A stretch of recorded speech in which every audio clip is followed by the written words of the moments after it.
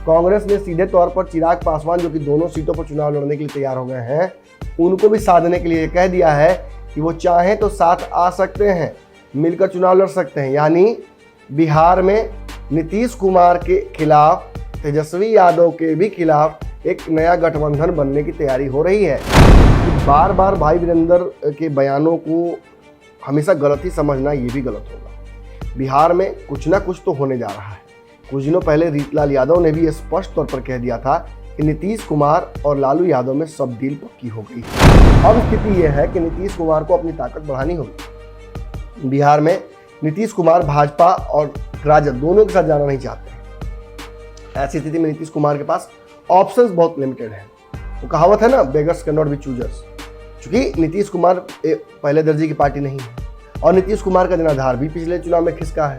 अब ये दिवाई भले ही नीतीश कुमार दे दे कि चिराग ने कमजोर कर दिया या किसी और ने कर दिया, लेकिन एक बात तो स्पष्ट है कि बिहार में नीतीश कुमार कमजोर हुए हैं। अब परिस्थिति यह है कि बिहार में नीतीश कुमार ऐसी ही राजनीति कर रहे हैं। एक तरफ जहां वो भाजपा पर दबाव बना रहे हैं, वहीं दूसरी तरफ उन्होंने लालू यादव समेत पूरे विपक्ष को ये भी एहसास करा दिया है कि मैं आप लोगों के लिए कितना महत्वपूर्ण हूँ। चिराग पासवान के पास दो ऑफर्स हैं, जहाँ एक तरफ राजद उन्हें अपने साथ बुला रही है, वहीं कांग्रेस भी अपने साथ उन्हें लेना चाहती है। और जब से कन्हैया कुमार बिहार की राजनीति में आए हैं और इस कांग्रेस के हाथ को पकड़ कर आए हैं, कांग्रेस के रिवाइवल को देखने के लिए एक प्लान जो बना हुआ है, उसमें कहीं ना कहीं चिराग पासवान को जो ऑफर दिया जा रहा है, वो भी बिहार में फिलहाल जो महागठबंधन है उसके वर्तमान प्रारूप को टूटता हुआ दिखा रहा है।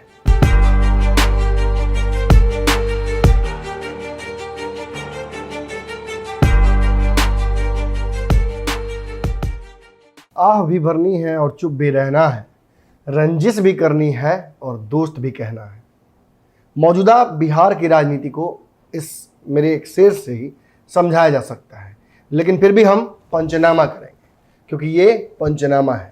पंचनामा पर आप पंचनामा देख रहे हैं और इसमें खबरों की मैं चीर फाड़ करता हूँ। अकेले हूँ तो आपको पता ही होगा, मुद्दा बहुत ही ज़्यादा गंभीर है।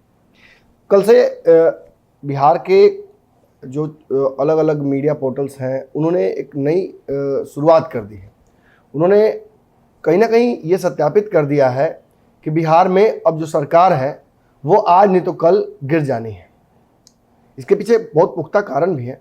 जिस तरीके से नीतीश कुमार ओबीसी के जनगणना पर भाजपा के समक्ष खड़े हो गए हैं और भाजपा उनकी बात मानने से साफ इनकार कर रही है, कहीं ना कहीं ऐसा लग रहा है कि नीतीश कुमार के पास अब रास्ते बहुत कम बचे हुए हैं। ऐसे में the writing is on the wall, यानी सब कुछ साफ दिख रहा है। फिर भी ऐसी स्थिति में भी हमारे जैसे कुछ लोग हैं जो ये कह रहे हैं कि मौजूदा स्थिति में इस तरीके से सरकार का गिर जाना भी असंभव है, क्योंकि बिहार में राजनीतिक समीकरण सारे खुले हुए हैं, सारे गठबंधनों में भूचाल आया हुआ है। ये केवल एनडीए का ही हाल नहीं है। और जो आप हेडलाइन देख कर आ रहे हैं, ये मत समझिएगा कि केवल हम एनडीए गठबंधन की बात कर रहे हैं, बात महागठबंधन की भी होगी। महागठबंधन में भी समीकरण बिगड़े हुए हैं और ये उपचुनाव जो 30 अक्टूबर को होने जा रहा है, ये कहीं ना कहीं बिहार के सियासी गठबंधनों की तबीयत को, मिजाज को बिगाड़ने जा रहा है। सबसे पहले आपको याद होगा, भारत लाइव ही वो चैनल है और पंचनामा ही वो शो है जिसमें मैंने आप लोगों को बताया था कि उपचुनाव कैसे बिहार में जो गठबंधन है उनका वास्तविकता सामने लाकर रख देगा। हालांकि एनडीए ने तो उससे पहले ही कहीं ना कहीं अपनी जो रंजिशें हैं वो सार्वजनिक कर दी। अब नीतीश कुमार के पाले में गेंद है, भाजपा के खिलाफ क्या करना है वो नीतीश कुमार खुद तय कर लेंगे। लेकिन उससे पहले बिहार में उपचुनाव होने हैं। इन उपचुनाव को लेकर थोड़ी देर पहले ही एक खबर में मैंने आप लोगों को स्पष्ट किया था कि सबसे पहले पिछली बार की तरह एनडीए को ही अपने प्रत्याशी देने होंगे। एनडीए को सामने आकर बताना होगा कि किन घोड़ों पर वो दाव लगा रहे हैं। उसके बाद ही तेजस्वी यादव और महागठबंधन के लोग इस पर अपनी राय रखेंगे। हालांकि तैयारियां सभी अंदर अंदर कर रहे हैं। लोजपा ने तो अपने प्रत्याशी फाइनल भी कर लिए हैं और कुछ ना कुछ ऐसी प्रक्रिया में लगा हुआ है लोजपा का पूरा जो बिहार का कुनबा है, मैं चिराग पासवान के लोजपा की बात कर रहा हूँ, जिससे सिंबल वो दे पाए। हालांकि पशुपति पारस ने अपने हिसाब से ये भी दावा किया है कि सिंबल उनके पास है और ये भी स्पष्ट कर दिया है कि इस उपचुनाव में चूंकि वो एनडीए के हिस्सा हैं, वो चुनाव नहीं लड़ने जा रहे हैं। बात सीधी है, दोनों सीटें जदयू की थी, दोनों सीटों पर जदयू के ही विधायक का इंतकाल हुआ है, तो दोनों सीटों पर ही कहीं ना कहीं जदयू का दावा बनता है। भाजपा भी इस मुद्दे पर कुछ बोलने से परहेज कर रही है, करे क्यों ना। भाजपा को इन दोनों सीटों से कोई मतलब नहीं है। फिलहाल नीतीश कुमार के साथ जो बिहार की सरकार चल रही है उससे अलग हटके भाजपा का फोकस दो चीजों पर है। एक यूपी में जो चुनाव होने वाले हैं, और दूसरा जो जातिगत जनगणना को लेकर दबाव बना हुआ है उसको कैसे डिफ्यूज किया जाए। जहां एक तरफ ये सब हो रहा है, वहीं बिहार में तेजस्वी यादव ने यह स्पष्ट कर दिया है कि दोनों सीटों पर वो चुनाव लड़ेंगे। कांग्रेस भी पीछे नहीं हटने वाली है।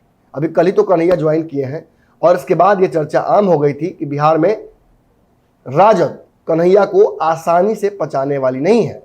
भाई वीरेंद्र के बयान ने कहीं ना कहीं मेरे पंचनामा को और सत्यापित कर दिया। अब खबर ये आ रही है कि राजद कन्हैया कुमार को सीधे तौर पर वेटेज यानी भाव नहीं देने जा रही है।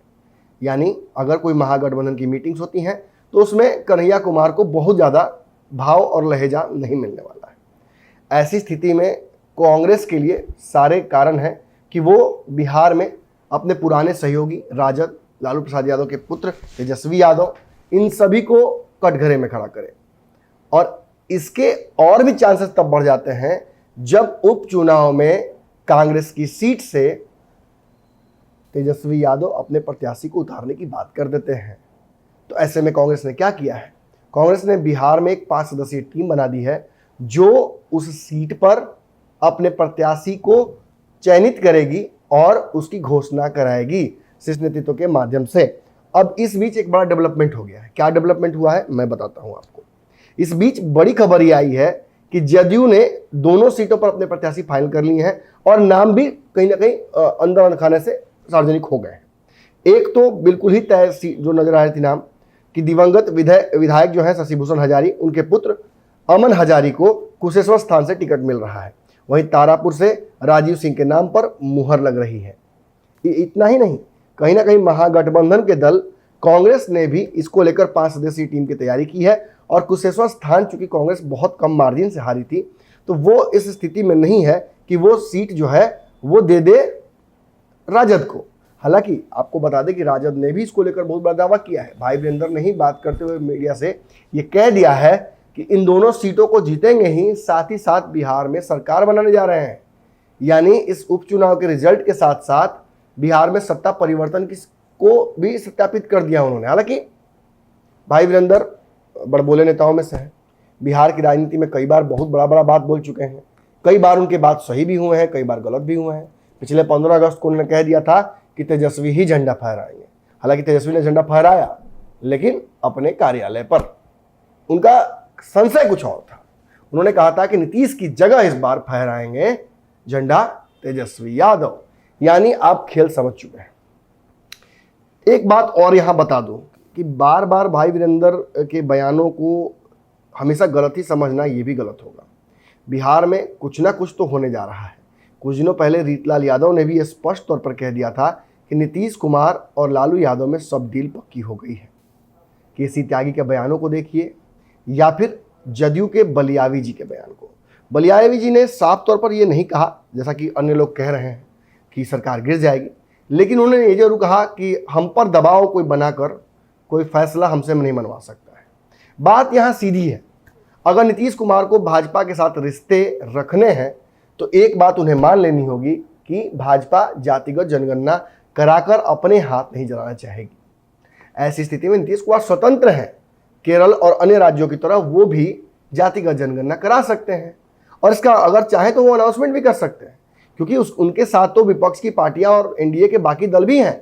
मुकेश सहनी उनके साथ हैं। उनके सबसे करीबी सहयोगी पार्टी अब जो हो गए हैं जीतन राम मांझी, वो भी उनके साथ हैं। और ऐसी स्थिति में जब कांग्रेस, राजद और लेफ्ट की सारी पार्टियां नीतीश कुमार को कह रही हैं कि हम आपके साथ हैं, तेजस्वी यादव कह रहे हैं इस मुद्दे पर साथ हैं, तो नीतीश कुमार को बिना देरी किए हुए या तो गठबंधन तोड़ देना चाहिए या फिर बिहार में जातिगत गणना जो है ओबीसी का चैप्टर ऐड करके वो कर देना चाहिए अपने हिसाब से। लेकिन नीतीश दोनों नहीं कर रहे। यानी नीतीश कुमार भाजपा पर दबाव भी बनाना चाहते हैं और साथ ही साथ अपने रास्ते भी खोले रखना चाहते हैं।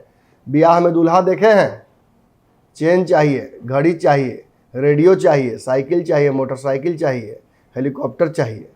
रूसे भी रहते हैं, ब्याह भी नहीं छोड़ सकते हैं। पता है सब डील हो चुका है, लड्डू फूट रहा है, लेकिन फिर भी इज्जत बनाने के लिए थोड़ा सा और मोल मोलाव हो जाता, उसके लिए लगे रहते हैं, खिसिया जाते हैं, रूस जाते हैं। लेकिन ब्याह तो होता ही है, कितनों रूसे चाचा, फूफा या पाहुन। अब परिस्थिति यह है कि बिहार में नीतीश कुमार ऐसी ही राजनीति कर रहे हैं। एक तरफ जहां वो भाजपा पर दबाव बना रहे हैं, वहीं दूसरी तरफ उन्होंने लालू यादव समेत पूरे विपक्ष को ये भी एहसास करा दिया है कि मैं आप लोगों के लिए कितना महत्वपूर्ण हूं। लेकिन जहां एक तरफ ये सब हो रहा है, वहीं दूसरी तरफ बिहार में दो जगहों पर जबरदस्त टिकी हुई है सबकी नजर। अब ये नजर क्यों टिकी हुई है कि बिहार के तीसरा नंबर का पार्टी जो है उसका 2 विधायक कम हो गया था, शशि भूषण हजारी, और जो बिहार सरकार में एक दिन के मंत्री बने थे दोनों को मृत्यु की वजह से ये सीट खाली हो गई। अब इस स्थिति में दिक्कत क्या हो जाती है कि अगर ये 2 सीटें, जैसा कि ट्रैक रिकॉर्ड रहा है राजद का, वो जीत कर आ जाती है तो नीतीश कुमार पर एडिशनल दबाव बनेगा। नीतीश कुमार ने बहुत जोड़ तोड़ करके जमा खान को, निर्दलीय एक जो विधायक हैं सुमित सिंह, उनको और कई विधायकों को अपने पाले में करने का पूरा प्रयत्न किया था। यहाँ तक कि उपेंद्र कुशवाहा भी इस बार्गेन में उनके पास हो गए थे। लेकिन अब स्थिति यह है कि नीतीश कुमार को अपनी ताकत बढ़ानी होगी। बिहार में नीतीश कुमार भाजपा और राजद दोनों के साथ जाना नहीं चाहते हैं। ऐसी स्थिति में नीतीश कुमार के पास ऑप्शंस बहुत लिमिटेड हैं। वो कहावत है ना, beggars can not be choosers. चूंकि नीतीश कुमार पहले दर्जे की पार्टी नहीं है और नीतीश कुमार का जनाधार भी पिछले चुनाव में खिसका है। अब ये दिवाई भले ही नीतीश कुमार दे दे कि चिराग ने कमजोर कर दिया या किसी और ने कर दिया, लेकिन एक बात तो स्पष्ट है कि बिहार में नीतीश कुमार कमजोर हुए हैं। अब ये नहीं नीतीश कुमार की बात। अब फिर से हम बात कर लेते हैं गठबंधनों की। बिहार में एक महागठबंधन है जो हर बार बदल जाता है। 2019 के चुनाव में महागठबंधन में सीपीआई सीधे तौर पर नहीं थी। उसके बाद हमने देखा 2020 के चुनाव में सीपीआई आई तो मांझी और मुकेश सहनी और कुशवाहा तीनों बाहर हो गए।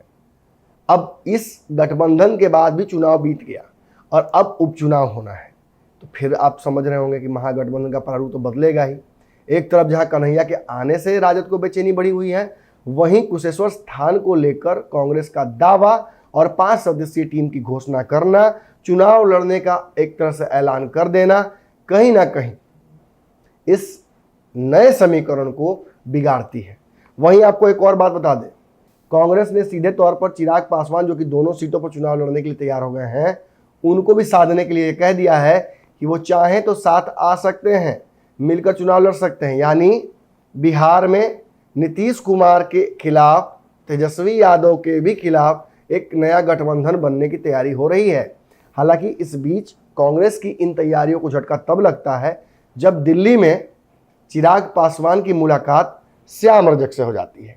यानी कहीं ना कहीं कोई समीकरण बनाने की तैयारी श्याम रजक और राजद चिराग पासवान के साथ कर रहा है। वैसे भी चिराग पासवान के पास 2 ऑफर्स हैं, जहां एक तरफ राजद उन्हें अपने साथ बुला रही है, वहीं कांग्रेस भी अपने साथ उन्हें लेना चाहती है। और जब से कन्हैया कुमार बिहार की राजनीति में आए हैं और इस कांग्रेस के हाथ को पकड़ कर आए हैं, कांग्रेस के रिवाइवल को देखने के लिए एक प्लान जो बना हुआ है, उसमें कहीं ना कहीं चिराग पासवान को जो ऑफर दिया जा रहा है वो भी बिहार में फिलहाल जो महागठबंधन है उसके वर्तमान प्रारूप को टूटता हुआ दिखा रहा है।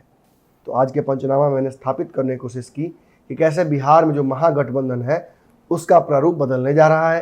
कांग्रेस और राजद आमने सामने खड़ी हो गई है और आप इसे ये मत कहिएगा कि एक फ्रेंडली फाइट करके दोनों एक दूसरे के खिलाफ चुनाव लड़ देंगे और फिर एक साथ हो जाएंगे। ऐसा नहीं होता है मालिक। पिछले उपचुनाव में आपको याद होगा मांझी और मुकेश सहनी ने अलग अलग प्रत्याशी दिए थे, उपेंद्र कुशवाहा ने तो साथ भी नहीं दिया था, फिर भी इन तीनों को महागठबंधन से बाहर होना पड़ा था। तो ऐसी स्थिति में अगर कांग्रेस कुशेश्वर स्थान से राजद के खिलाफ प्रत्याशी उतार देती है और इसी समीकरण में जदयू और चिराग पासवान भी होते हैं, तो आपको क्या नहीं लगता है कि बिहार में राजनीति में एक बार फिर से समुद्र मंथन जैसा कुछ हो जाएगा? बने रहिए पंचनामा पर। इसी तरह से खबरों का श्रृंखला लगातार चलती रहेगी। हर रोज पंचनामा आता है। उम्मीद यही करते हैं कि बहुत आप लोगों से आग्रह करते हुए कि इस वीडियो को शेयर कीजिए, अन्य लोगों तक पहुंचाइए। बहुत सारे पंचनामा के पुराने जो दर्शक हैं वो भुलाइल भटकल हैं, वो कहीं और घूम रहे हैं, खोज रहे हैं फेसबुक और यूट्यूब पर कि कहाँ पंचनामा मिलता है। तो भैया आपकी जिम्मेवारी है, जो भटके हुए हैं उनको सही रास्ता दिखाइए, पहुंचाइए इस पंचनामा तक। धन्यवाद।